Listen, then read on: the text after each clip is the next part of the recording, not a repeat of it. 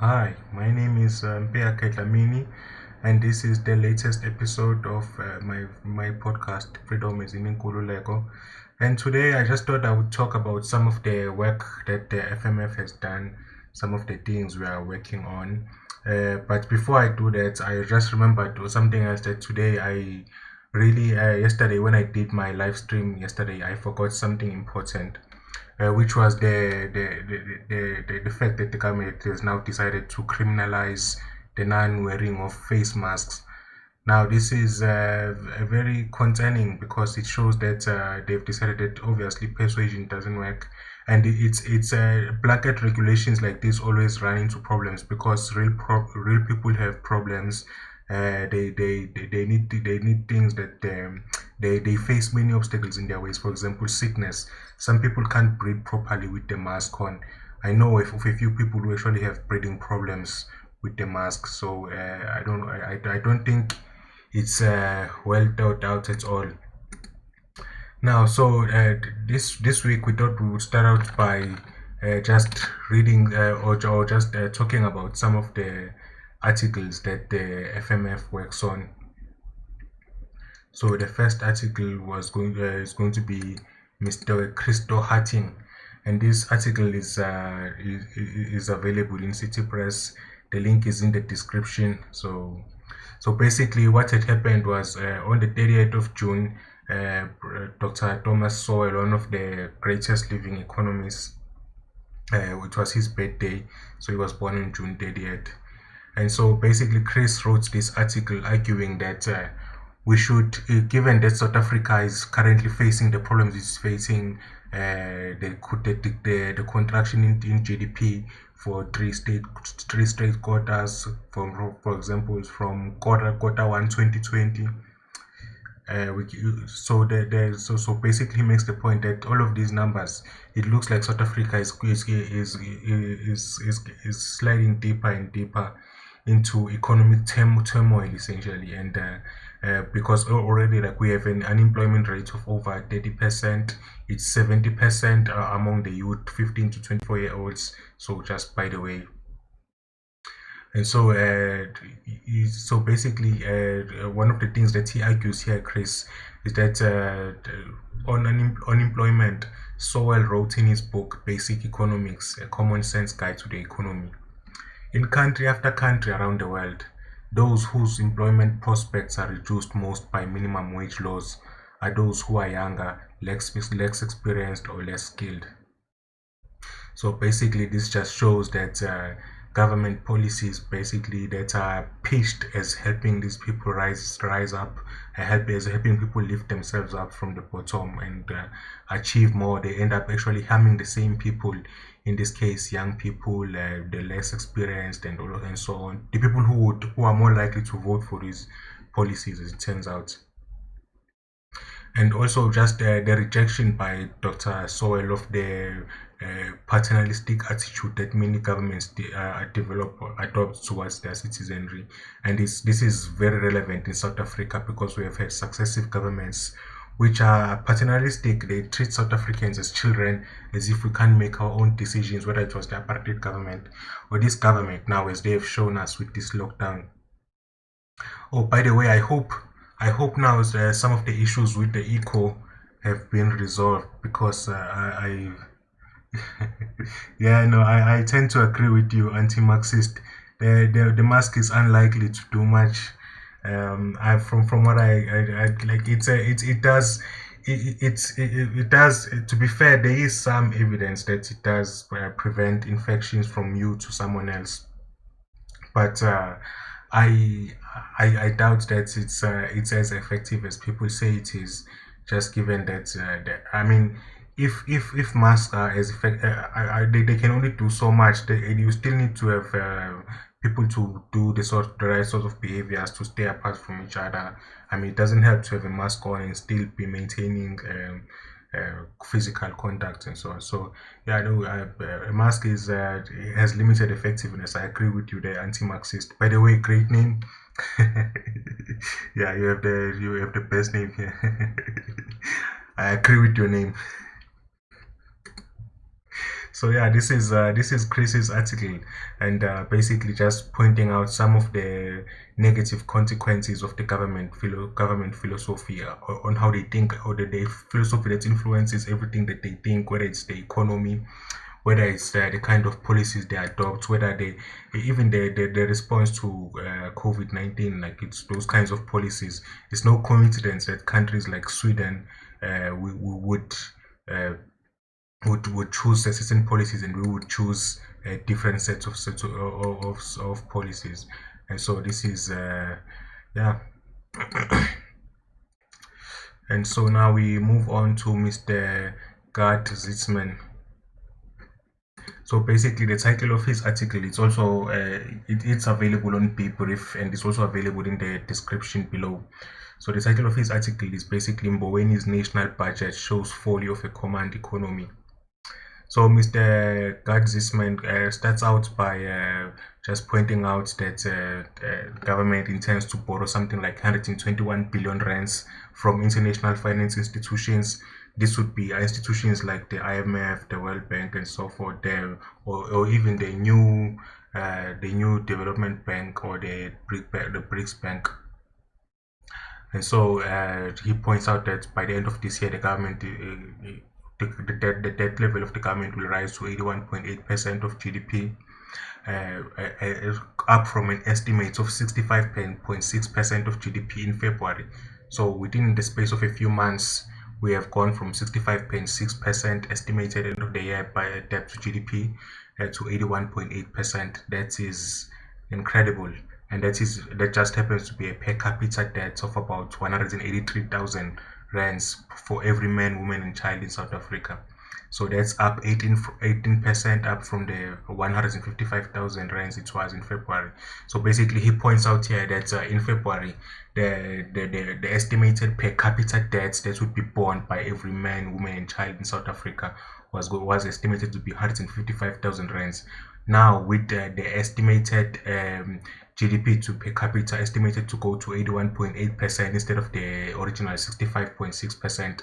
This means the per capita debt now has gone to 183,000 rands per year, per woman, per child, per man in South Africa. So per person in South Africa, 183,000 rands a year, up from 155,000 rands a year. I don't know about you, but it's not an obligation that some of us could easily meet. So we do hope that the government has a plan, and that's why we've been pushing them as the Free Market Foundation to come up with a plan for all of this debt, to take a realistic look at the debt, to assess where they are and take the radical actions needed to reverse course. Because right now we are on the path to self-destruction, and if we don't do something now to change, we're just going deeper and deeper and deeper into trouble until there is nothing left of this country. Anyway, I don't want to go into too much doom and gloom, but it's we have to be real. We have to be real. So it also says here that government plans to stabilize debt at 87.4% of GDP in 2023-2024. So the government has actually planned for an increase in the debt to GDP ratio from the estimated 81.8% by the end of this year to 87.4% of GDP in 2023-2024. And to me, this does seem like an overly optimistic estimate. I mean, if you look at this, going from 81.8% to 87.4% in the space of 3 to 4 years, doesn't seem like an easy thing to do when you've just gone from an estimate of 65.6% of GDP to 81.8% of GDP within the space of a year. This, to me, it just seems like wishful thinking. But anyway, maybe they do have a plan. We'll see. Yeah, so so God just does a good job of pointing at some of these things. So basically, due to the economic troubles, the National Treasury expects a revenue shortfall of more than 300 billion rands. That is at least 21% less than government aim to collect. 21% less than government aim to collect. So they've basically the government has lost 300 billion, or a fifth of what it's expected to collect this year. That is how much that the government has lost out on due to the lockdown. Just think about that. 300 billion rands. That's that's just in taxes alone. So the hit to GDP, of course, is going to be much worse. So just chew on that, and this even this 300 billion rands might end up being much worse as well, because one of the things that you know is that Treasury tends to be overly optimistic in their estimates. But wow, this is incredible. And then the budget deficit is expected to reach 15.7% of GDP for the current financial year, up from February's estimate of 6.8% of GDP. So we've basically almost tripled the budget the deficit as a percentage of GDP.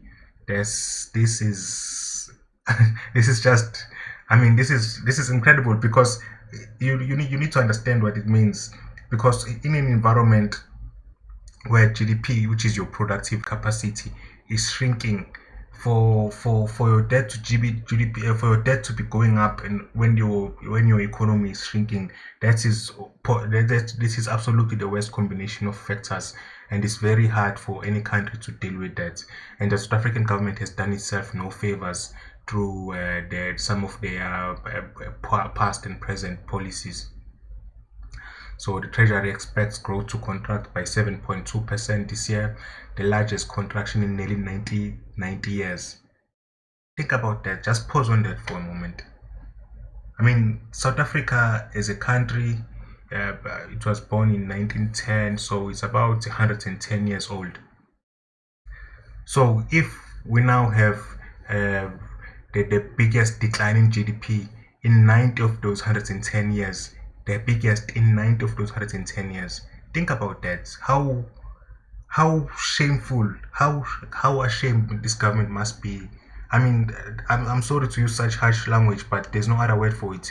I personally, let me speak about myself. I would be ashamed if I had been, if I had promised, I don't know, like people who believe in me, that I would be, that they were my people, I was going to lead them, I was going to free them from the oppressor, and then lo and behold, I put them in the worst economic position they've ever been in. I mean, the numbers speak for themselves. The biggest economic decline in 90 years of South African history, when the country is only 110 years old. That to me says it all. I mean, there's no massaging that or putting it in a good way. That just tells you everything you need to know. Yeah, so yeah, basically, yeah, so the guide basically points out that in terms of the policy measures that are supposed to respond to these problems, one of the proposals coming from the Minister of Finance is what the so-called make work policies. Now, these are so-called development or infrastructure programs that are run and funded by the government, which basically are nothing but job creation schemes. These are things like EPWP, the Expanded Public Works Program. I mean, it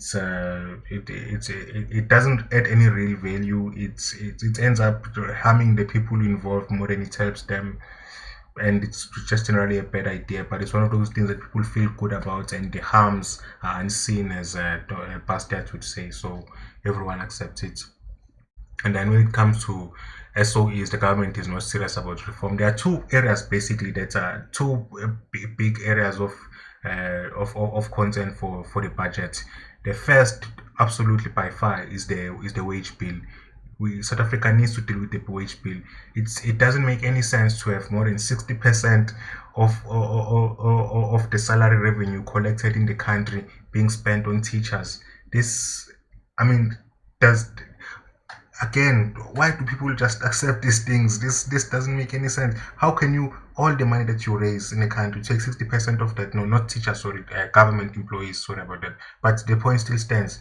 You have 60% of the revenue that the government raises in a single year going to the staff that government pays. That's all. It's not going to making your life or my life better.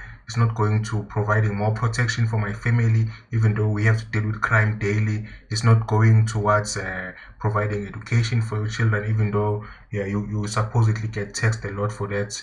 It's not going to providing you. It's not going towards providing you with healthcare, even though that's another thing you get taxed for. It's not going towards even providing roads for you, because you know the state of South African roads. And so where does this money go? Well, you have your answer. The, the government employees take 60% of what government raises in revenue and consume that every single year. And we wonder why the country is in the state that it is in. Anyway, so I don't want to I don't want to depress you anymore then, but I just I fail to see how anyone can fail to see like just the lessons inherent here.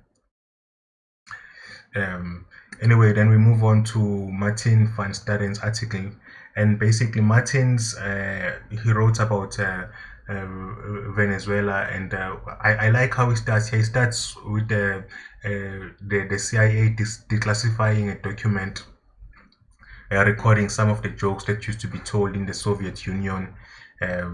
One of these jokes, for example, was a man walks into a shop. He asks the clerk, "You don't have any meat? You don't have any meat?" The clerk says, "No, here we don't have any fish. The shop that doesn't have any meat is across the street." Yeah, so that's quite a nice joke to start off with.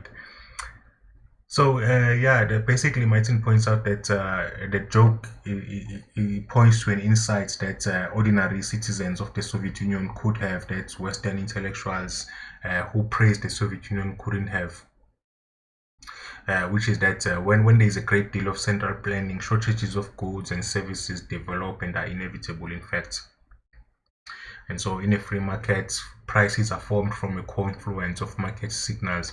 Basically, what Martin is saying is that prices are a result of people making demands or supplying products. So basically, people demanding products or supplying those products, those things are what determine prices. So basically, people are they choose, they decide what they value more than what more than something else. So whenever you choose something, you are giving up something else by default, because obviously you can't escape from scarcity. And so in the same way, prices are set because prices basically indicate the I don't want to say the sum total, but that's sort of what it is. The sum total of the of the people who value the particular good in question. And so if people are willing to buy, let's say, bread at 5 rands to 10 rands, but no, there are no buyers at below 5 rands, then you will, if you force the price to stay oh sorry, if let's say bread is retails between there are buyers for bread between 5 and 10 rands, but there are no buyers be above 10 rands, then between 5 and 10 rands you would get to see most of your buyers, and then above that then you won't get any buyers. So that's just what it means, is that that clearing mechanism of prices in the market applies. Basically the prices allow all the goods produced to be matched to people who want those goods that have been produced and have something valuable to exchange for them, obviously. So that's what markets do, and they are controlled by the participants, all of them. There is no central controlling force. It's just the interaction of the different demands and yeah, all different interest goals and so on. So Martin points out that in South Africa's coronavirus lockdowns, we have started seeing shortages around the world. Yeah, so yeah, a Venezuelan jurist, Andre Guevara, recently wrote to South African readers that the misery in his country was caused by two key events: expropriation without compensation and state control of Venezuela's abundant natural resources, which is absolutely true. And it speaks to the work that the Free Market Foundation has been doing, which is to say we've been arguing consistently over time that you need to privatize you need to make sure that you protect private property, that you privatize all industry, that you get the state out of business, you get the government out of business, and let the private sector do what it does best. Well, basically this Venezuelan jurist is saying the same things. EWC and nationalization caused the problems in.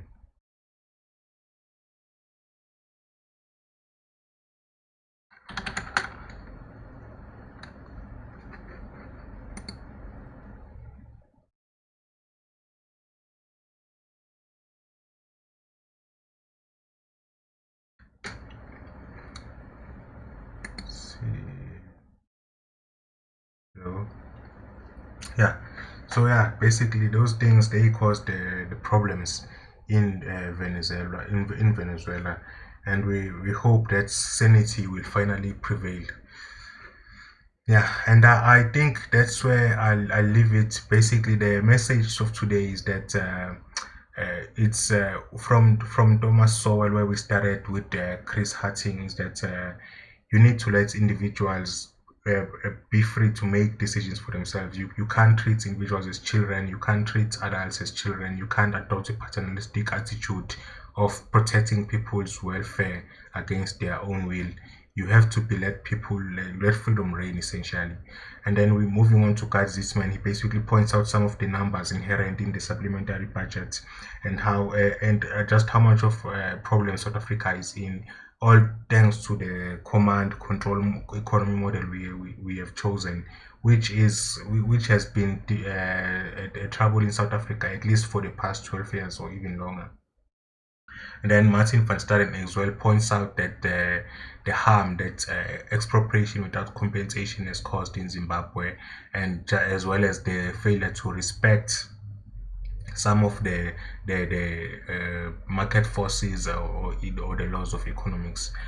And from me, Mbea Dlamini, it's been great, and I will see you next time. Yes, enjoy.